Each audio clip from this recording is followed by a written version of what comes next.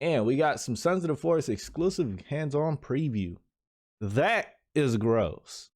That stinks already. I don't want to see it. Like, that's gross. We don't want this. We don't want this.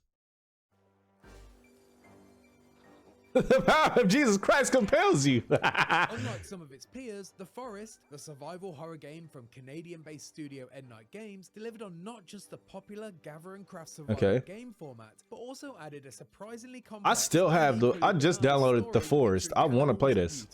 With the immediate arrival of its long-awaited sequel, Sons of the Forest, comes not only the pressure to top the beloved when does this come out? Original, but also to add some new and increasingly wild surprises. That's gross. Excited about the sequel's potential, but also confident that Endnight could revolutionize the survival genre. Shit that they got going on is crazy.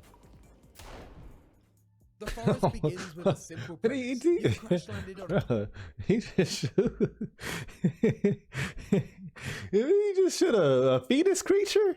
What the fuck was that? Out of work, long hours. Ooh. Yeah. Redfall. It look decent. I ain't gonna lie. I can't wait to see what it look like. Well, I can't wait to see like a little more. I can't wait to play it. I want to just try it out and really get into it. Did I say? Because I've seen some of the gameplay. It looked just like what is that dumbass game? What is that dumbass game? I can't think of that dumbass Back for Blood. That dumbass game. Yeah, there we go. That dumbass game. Revolutionize the survival genre. Hold on, bro. Hold on. That is a fetus creature, and he bought that motherfucker. Damn, that's tough.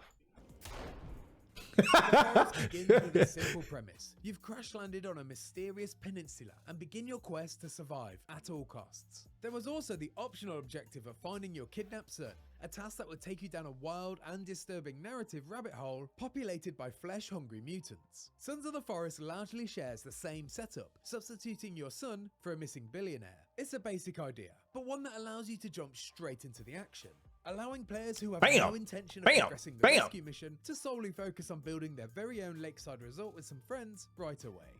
Just like its predecessor, you can play, build, and shit looks good though. I like the water effects and the caves look decent. Sons of the Forest has to offer in single player. The big difference. The animations for the characters so stiff and ugly.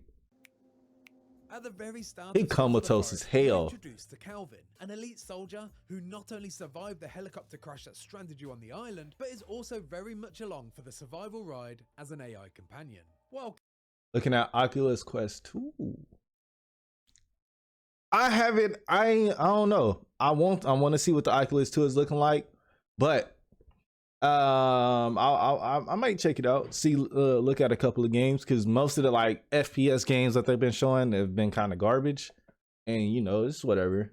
Calvin has suffered some major head trauma that's left him unable to speak. His injuries have not, perhaps surprisingly, prevented him from being extremely helpful. In an apparent effort to replicate the multiplayer experience for solo players, Calvin will follow you around and respond to commands issued via a bunch of handy quick select options. Oh, that's dope. He'll take orders to see out your less than desirable busy work, such as chopping down trees and gathering logs. That's dope. I like that. Now you ain't gotta do shit by yourself all the time. During my hands-on, the value his run is so ugly. Hold on, look at this. Hold on, right here. Hold on, fuck. Hold on, just watch him run off. Literally. Oh my goodness. There was a huge benefit to sending Calvin off to find resources, while my co-op partner and I focused on designing the fucking run kills me. Fresh pile of logs for our disposal, with Calvin already on his merry way to collect more. Not only will Calvin somewhat provide company for solo players, but he offers helpful, time-saving resources even when in a group, putting a significant dent in the busy work of a survival game. This affords more time to either sculpt a masterpiece or plow forward on the cannibal killing quest. Calvin has a mind of his own though, well, at least to some degree. He sits down rest when he gets tired and seeks water when he's thirsty. He'll also become upset if you treat him poorly, which makes him less productive Damn. and thus decreases the value as a companion. And if you decide you're not interested cool. in I having like a worker that. bee along for the ride, you have the option to disable Calvin in the most realistic way possible. Shoot him in the head, and you'll remove him from your session permanently. You're limited to one Calvin per multiplayer session, so the dream of a legion of Calvins can't be fulfilled. But the developers assured me that there are other companions. Hey, Dumb and Dumber, you and Fatal with this hydrate, y'all gotta wait, dog. I drank two whole bottles of water. Y'all want me to go piss and everything. Y'all want me to go do the most. I'm trying my hardest not to get up and empty the bowels every fucking 5 minutes. Just give me a second, please. I want the water that I already drunk to digest and get the fuck out my system. I got y'all though. I got y'all. I promise y'all gonna get what y'all want. Y'all gonna get the hydration corn that y'all want to see. I got y'all. They're gonna get the hydration action that y'all been looking for.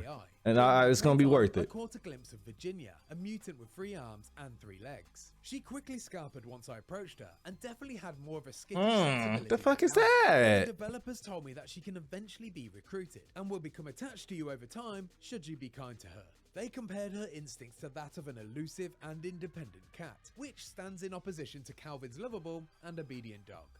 The AI improvements aren't limited to just companions though. On our expedition we came across several groups of enemies, ranging from a cluster of cannibals to a mob of monstrosities, each demonstrating their own impressive That's dope. abilities. It felt like my enemies were thinking and making active decisions based on not only my actions, but also their situations and environment. Particularly in first-person horror games, enemies generally have 2 modes of behavior, patrol and attack. But in Sons of the Forest, some foes would just be extremely wary and just interested in watching what I do, while others would charge in aggressively, only to back Hey, down that's and decent. think, That's it. I saw enemies consoling. He making it sound too good, bro. I'm gonna be disappointed if they only attack and just. I'm gonna be so mad if they only patrol and attack. If they actually do what he's saying, this is gonna be a fire ass game. Havoc, what is your problem? What is you keep telling men to throw that shit back. What's up with you, G? Havoc, what's your problem, cuz? I'm gonna send you a video later. I got you, bro. Don't worry about it. I got you. Like we gon' I know you torny, but you gotta wait. You gotta wait, dog. Stick is hilarious. Their fallen friends, changing their clothes depending on the weather conditions, and even trying to destroy my newly erected home when my back was turned. It was clear to see that the enemy's brains were not only following coded rules, but also adapting their thoughts based on the external influence. I was stunned. The developers explained to me that certain enemies with leadership qualities can influence the decisions of others, and even He took that arrow and got the hell out of there. Each individual has their own tastes, desires, and proclivities. Like they all slimy. That's gross. From my small taste of Sons of the Forest, I didn't really get a sense of how deep this system is and how much it'll affect your experience. He got a butterfly on his axe. That's dope. Filled my mind with dozens of possibilities. I saw enemies adapting to changing their ecosystem and weather conditions, which now cycle through seasons that change as you progress. I even accidentally triggered a war after I stupidly opened the game's complex underground cave network and released a faction of mutants into the domain of another tribe. My simple decision caused their living space to change and encouraging them to adjust their focus. And after that little taste of chaos, I can't wait to see how flexible this system can be. As you'd expect, the titular forest makes a return, and it looks better than ever. From the complex density of foliage to the gorgeous rainfall and this game finna be nice, bro. Amongst the hanging corpses and mutant fetuses, the graphical power on don't keep showing them shoot the mutant fetuses, bro. To explore without even the slightest hint of repetition in its design. With a tease of bunkers, villages, and God knows what else in a world that's promised to be 4 times larger than the original, I can easily see myself getting lost and then sidetracked in the wilderness for hours on end. But at its core, Sons of the Forest is a survival game, and so when you're not exploring, there's a good chance you're building. The construction tools have been significantly overhauled for the sequel. Gone are the floating blue ghost building blocks, replaced by user-friendly, realistic presentation of wilderness carpentry. Instructions are more literal and actions are contextual. Instead of just loading resources into a ghost version of the final product, you're now free to, with magnetic and snapping assistance, manually place logs and sticks in the direction that you'd like, allowing for a complete customization of your structure instead of following a predetermined design. My partner, Cal, I like that. set to work on building a lakeside domicile of our own, and what began as a You could chop logs into as many, like as big as sizes you want, and then you could place them wherever like you can, like, you feel me? So you ain't gotta have like 4 logs plus flint, and then there already be like a pre-built floor or something like that. That's dope. I like that. Traditional design immediately blossomed when we realized the only limitation was our imagination. You're working on every placement by hand, and thus the structural points present not only a decision, but an opportunity for expression.